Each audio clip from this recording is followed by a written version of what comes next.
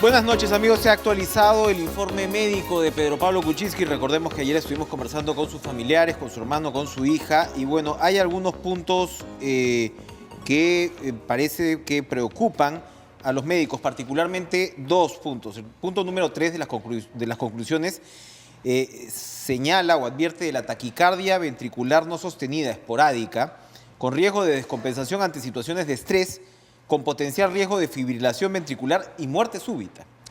Es primera vez que en un informe médico de Kuczynski se menciona una posibilidad directa de muerte.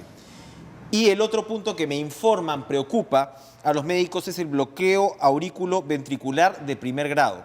Estas son, digamos, novedades frente a lo que se conocía antes, que eran los problemas de autocoagulación, ¿no? Y de la hipertensión arterial y la fibrilación auricular crónica, que eran, pues, se supone, las situaciones que venían siendo controladas. Evidentemente, bueno, esto es parte de lo que se está discutiendo ahora, pero a mi entender es de lo más delicado, ¿no? Frente a la situación del caso Lavajato y, por supuesto, de las revelaciones de Jorge Barata, que siguen dando que hablar. Para comentar estos temas, se encuentra con nosotros el abogado penalista Luciano López, a quien le damos la bienvenida. Doctor López, gracias por estar con nosotros. Gracias por la invitación, buenas noches. La situación de Kuczynski. Él ahora mismo tiene una prisión preventiva ya dictaminada. Ayer conversábamos con sus familiares y nos confirmaban que ya, pues, César Nakazaki ha presentado la apelación.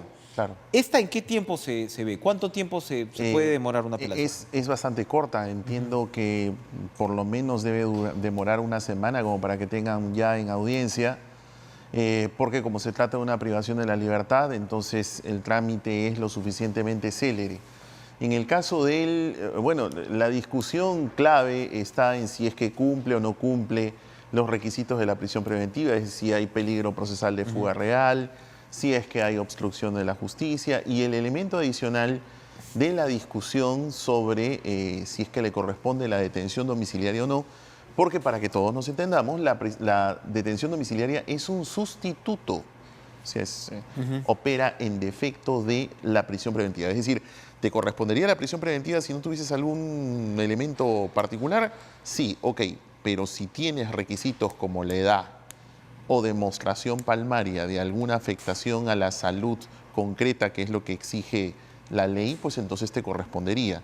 En el caso de él, recordemos que el juez ha señalado de que la detención domiciliaria no garantiza que él se pueda fugar o que pueda obstruir la acción de la justicia, y que el problema médico que tiene, al menos en el momento en el que se evaluó, porque acabo de escuchar una actualización médica sobre él, en ese momento los médicos legistas o los del Instituto Médico Legal lo que dijeron era de que no se trataba de una enfermedad grave y que en todo caso eso se podía abordar con un tratamiento ambulatorio. Pero esto va más allá, porque el cuestionamiento previo de los abogados de Kuczynski iba a que si era necesario, o si, mejor dicho, si se justificaba una detención preventiva en esas circunstancias. Yo, ¿no? yo en lo particular, no lo he dicho hoy, lo he dicho también en otras oportunidades, me parece que en el caso concreto de Kuczynski hay que distinguir.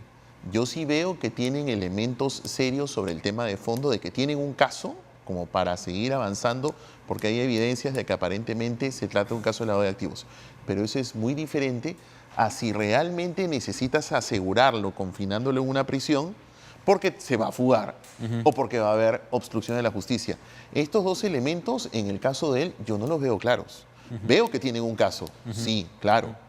Pero es un caso para que siga madurando. Y este punto de la organización criminal, que también se critica, la organización criminal de 3, donde está la secretaria y el chofer. Pero Enrique, en todo caso, eso es parte de la investigación y de la maduración. Exacto, o sea, eso no tiene nada que ver con Al menos lo que veo es que hay elementos como para seguir avanzando. Hay una sospecha razonable, yo sí veo que hay una sospecha razonable, pero eso no es lo que se discute, al menos fuertemente. O sea, sí se toma en cuenta, evidentemente, en el caso de una prisión preventiva, pero el punto de quiebre, por decirlo de alguna manera, para que quede muy claro sobre el tema de la prisión preventiva, es si el tipo se te va a fugar o te va a obstruir la acción de la justicia durante el tiempo que dura la investigación.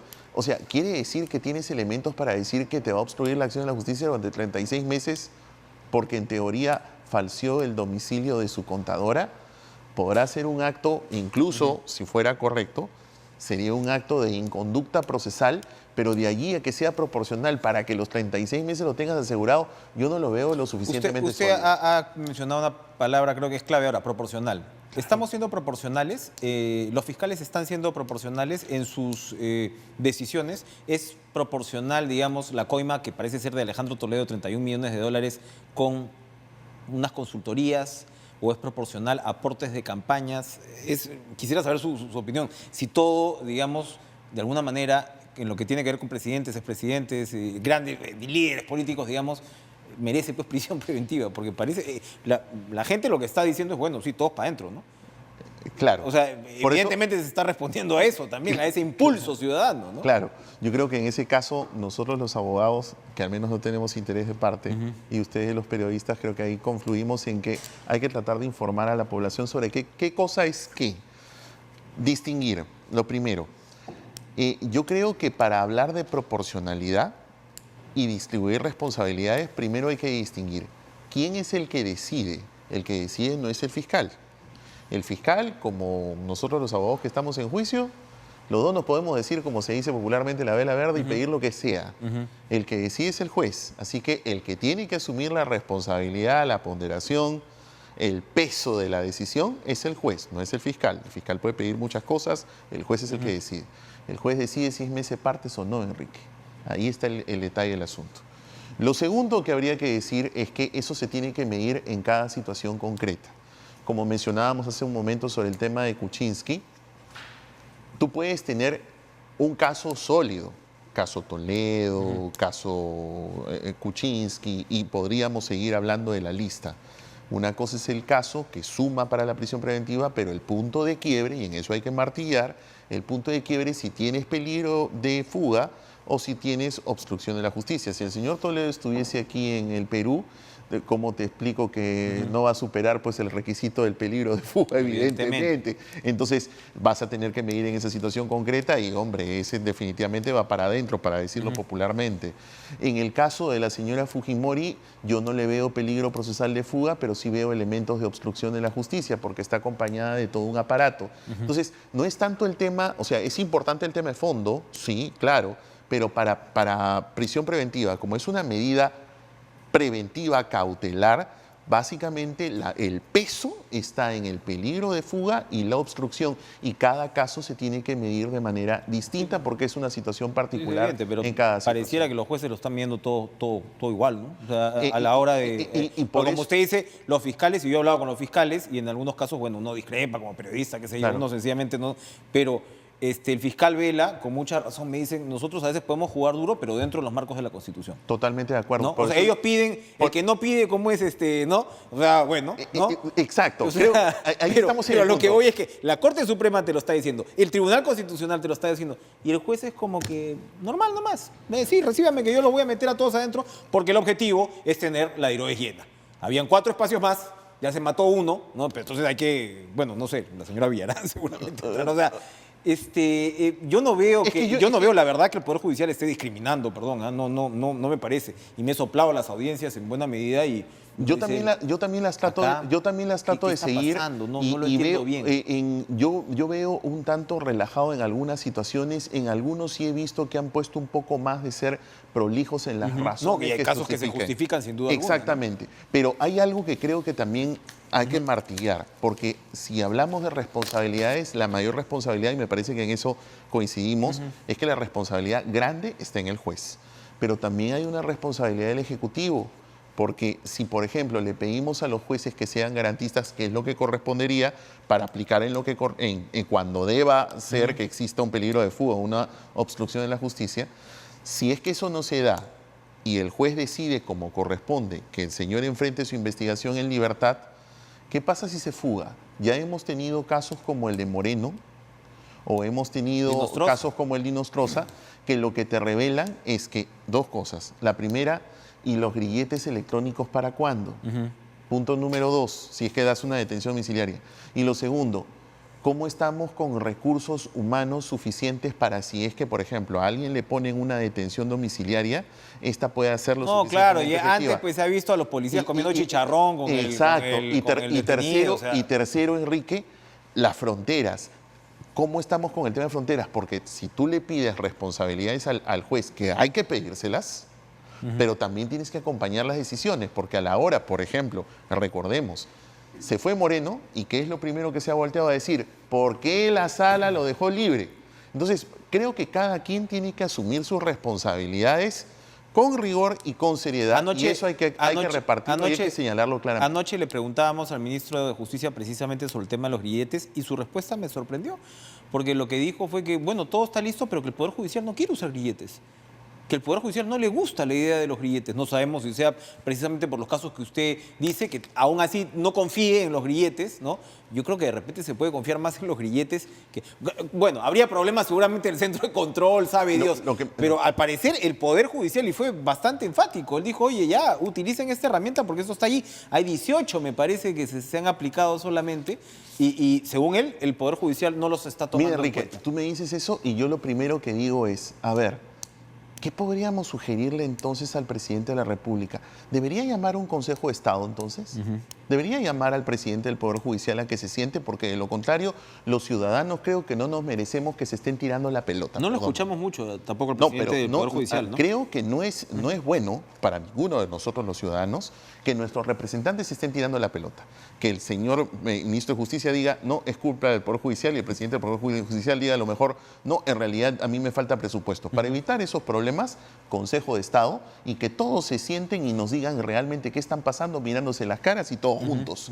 Porque los ciudadanos nos merecemos respuestas efectivas y que todos asuman sus responsabilidades como corresponda y no se nos estén peloteando, porque eso no nos conviene a nadie. ¿Las intervenciones de Jorge Barata cambian radicalmente el curso de las investigaciones? Radicalmente, yo lo que veo es ¿Las confirman? Yo lo que veo es que las confirman, porque hay que ponerlo en contexto, ¿no? No es que con Barata estamos en el cierre del juego, ¿no? Sino que estamos más bien abriendo el juego, porque Barata es más bien la culminación de un conjunto de declaraciones y de aportes de pruebas de este marco de la colaboración eficaz, la primera empresarial. Porque Odebrecht, al momento de celebrar la primera colaboración eficaz empresarial, lo que ha hecho es poner a todos sus funcionarios, y por eso es que han declarado varios, y el telón de fondo ha sido el señor Barata. Es una decisión corporativa, evidentemente. Por supuesto. A Barata le paga el abogado, el señor Kaufman, que me dicen que no es barato. No es barato, se lo pagan a Barata. No, o sea, es que qué curioso. No, pero, Enrique, además de lo curioso, lo cierto es de que para que toda la ciudadanía además lo tenga muy claro, el colaborador primero es un culpable, o sea, acepta responsabilidad. No es un testigo, el testigo es el que ve algo y no tiene responsabilidad. No, son personas que tienen responsabilidad, que la han admitido. Y lo segundo es que no basta solamente en que diga cosas, sino que tiene que hablar y demostrar, hablar y demostrar. Por eso es que puedes haber escuchado que alguna de las cosas que han podido hablar los fiscales o de los trascendidos de prensa, bueno, el fiscal sí lo ha dicho, es de que, por ejemplo, se ha comprometido a presentar más de 4.000 folios de documentación. Eso es muy importante por dos razones, porque entonces, respondiendo concretamente a tu pregunta con la que se inició, reafirma, es radical. Yo creo que les permite a los fiscales, en cada caso, dependiendo del estado procesal en el que se encuentra, madurar su caso, que lo más importante no es estar tanto con las prisiones preventivas, usarlas si es necesario, sino llevar a juicio a las personas si tienes acusación. Y conseguir sentencias. Y conseguir sentencias. Ese es el gol. Entonces, lo que creo en este caso es que es muy importante. Además, grafica por qué había tanta gente interesada en que el acuerdo de colaboración eficaz no se dé, ¿no? Y entonces esto más bien debe servir de referente para los próximos acuerdos de colaboración eficaz empresariales, porque es la herramienta más eficaz para luchar contra la corrupción. Toquemos un par de casos. Uno es el caso de Alejandro Toledo, donde, bueno, ya se hizo hasta memes, pues, no, oye, Barata paga, no voy a decir la otra palabra que me encantaría decirla, ¿no? Bueno, y efectivamente lo que ya se venía manejando en medios de prensa antes, esta coima parece ser de 31 millones de dólares. Usted participó en la defensa de Toledo antes de que Toledo se fugue. Sí. Y en ese momento la estrategia de Toledo era decir, bueno, esto es de Maiman. Hoy he escuchado al señor Benítez, que es el abogado actual ya con Toledo fugado, pues es la situación, la verdad, más complicada que uno ve la de Toledo, y siguen insistiendo en que, bueno, que la cosa es de Maiman y Maiman miente. Es posible, usted que conoce el caso, es posible que Toledo pueda decirle a los peruanos a la cara ahora que esto era de Maiman y que Barata sigue mintiendo con los elementos que tenemos puestos sobre la Yo te mesa. agradezco que me hayas hecho referencia a ese tema, porque efectivamente, cuando nosotros tuvimos el asunto, lo tuvimos hasta que se reveló. Es más, ¿sabes qué? Me acuerdo hasta la fecha exacta, 2 de abril, no, perdón, 2 de febrero del año 2017, cuando el 2 de febrero del 2017 se reveló de que él había recibido 20 millones de dólares, nosotros dejamos la defensa inmediatamente. Y más allá de nuestras razones personales de a quienes defendemos y a quién no, lo cierto es que hasta ese momento el estadio, efectivamente, la versión era Maiman, y para nosotros, bueno, Maiman es un empresario, es una persona muy rica, puede ser cierto. Pero cuando ya aparece esa información, al menos, además, sucedió lo que yo me imaginaba que iba a suceder. Maiman no iba a poner en riesgo su patrimonio, así que iba a cogerse una colaboración eficaz. Entonces, para ir al grano, lo que yo veo de la situación de Toledo es que me da la impresión que es una investigación que prácticamente estaría con la colaboración eficaz de Maiman y con la colaboración eficaz empresarial de Odebrecht. Me da la impresión que ese caso ya debería ir para acusación, porque tienes prácticamente todo el círculo cerrado. Ya, lo puedes acusar con él afuera, ¿no? lo que pasa es que, como mencionábamos hace un momento, las colaboraciones eficaces no solamente son dichos, sino se tienen que comprobar. Los folios, ¿no? Entonces, el señor Maiman, sus dichos los tiene que haber corroborado. Entonces, definitivamente tiene que haber documentado la ruta del dinero, a quienes Eso le entiendo dio. que ya está sin Por contrato. supuesto. Entonces, él ya tiene acuerdo, colaboración eficaz celebrado. Entonces, si ya tiene esas declaraciones más sus evidencias y luego tienes en este caso declaraciones más evidencias, el caso está para juicio. O sea, es más, me parece que si bien el tratado de extradición con los Estados Unidos es un tratado que te pide un mínimo de evidencia, no te pide que le pruebes todo, creo que sobre todo la colaboración eficaz de Maiman debiese reforzar la estrategia que debe emplear el Estado ante las Cortes estadounidenses. En el caso de García, bueno, también es muy compleja la situación del señor Nava, ¿no? Sí. Quería rematar con Pero algo, lo que ¿sí? pasa es que ahí el estado procesal es diferente, porque a diferencia del caso Toledo, que ya está en la segunda etapa, que es lo que llamamos investigación preparatoria, en el caso García está cerrando más bien la primera, Ya. que es la de investigación preliminar. Los estadios procesales son importantes porque ahí la investigación más bien como que recién está amalgamando. Y la declaración de la colaboración eficaz de Barata, que cierra el círculo, al menos en este primer tiempo, con el resto de funcionarios de esta organización, lo que permite es que la Fiscalía entonces pueda cerrar la etapa de la investigación preliminar, que te aseguro eso va a pasar la próxima semana con toda seguridad.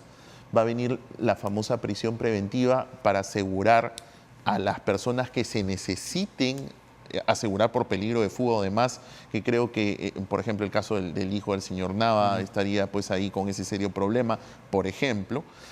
Y entonces vas ya a una investigación preparatoria en donde los fiscales debiesen tener una estrategia en tratar de hacerlo lo más corto y sobre todo contando con la mayor evidencia posible, que me imagino la colaboración eficaz con Odebrecht debe haber logrado ese objetivo. Si fuera así, porque como hablábamos hace un momento, lo más importante es llevar a la gente a juicio y buscar condenas. Y en el caso de Nava también parece ser bastante claro. O sea, están las Pareciera transferencias, que está sí. la colaboración de Barata, pero por el otro lado los apristas están defendiendo la memoria del fallecido expresidente. Bueno. Entonces dicen que no le han dejado preguntar sobre el expresidente, que le han puesto palabras en la boca, ¿no? Porque ahora veíamos Atala y Nava eran los Maiman, los ¿no? Maiman de García. Pero entonces Nidia Vilches nos decía que eso en realidad ha sido la pregunta de José Domingo Pérez, en fin. Es lo que también he escuchado. Ya pasa a otro nivel de discusión, finalmente con una persona fallecida. Entonces, bueno, García está fuera de la investigación como tal. Sin embargo, ahí siempre es importante aclarar. Está extinguida la acción penal, que en castellano significa que ya no lo puedes perseguir penalmente. Pero eso no significa que tú no puedes averiguar los hechos para poder determinar responsabilidades de los roles de cada actor en esta novela. Hay el punto clave final, que es, digamos, de una manera el epílogo del caso García, que es que la plata que le dan a Nava, según la información que había alcanzado previamente la empresa, la retiran. O sea, la plata es retirada con transferencias, me parece, a cuentas de acá, o entonces se puede saber cuál ha sido el destino final del dinero, ¿no? O sea, por lo menos ya si lo retiré, bueno, pues lo retiré. Nava confirmará si eso llegó a García o no, ¿no? Debería ser en todo caso. ¿Podría ser un atenuante para Nava, eventualmente, si es que llega a demostrar que la plata llegó a García, que no era para él? No, ninguna, porque en realidad es demostrar el rol.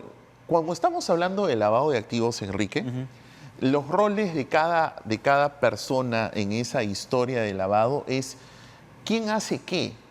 Yo tengo, porque la tenencia es lavado.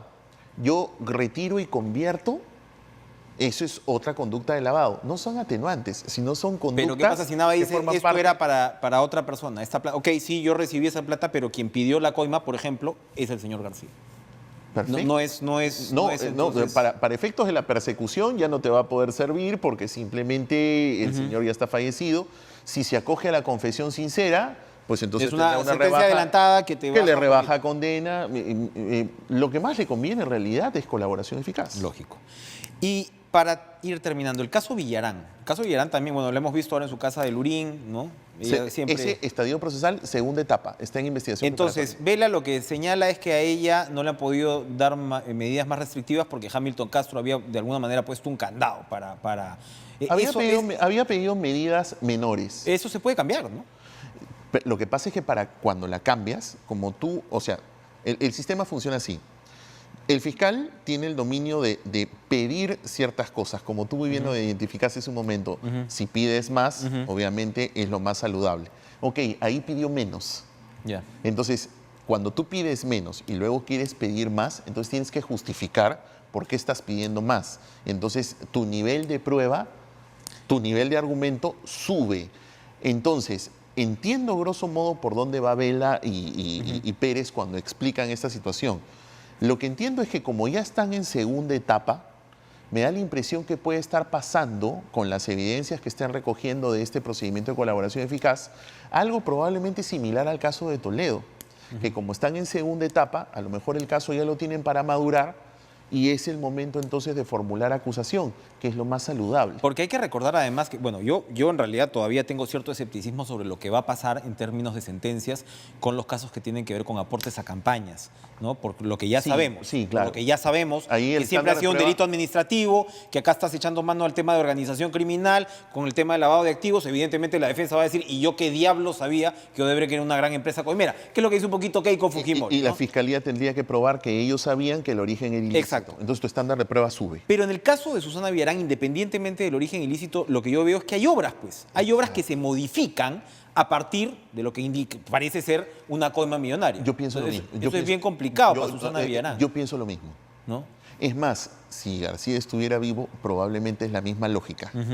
¿Ok? Es la misma lógica, porque estarías hablando de sujetos que habrían recibido dineros y que estaban en situaciones de gobierno, que entonces Y podían entonces ahí manejar se ve el viaje de la ministra, que antes fregaba, entonces después ya Claro, no fregaba. y en el caso del ¿no? gobierno municipal sucedería lo mismo.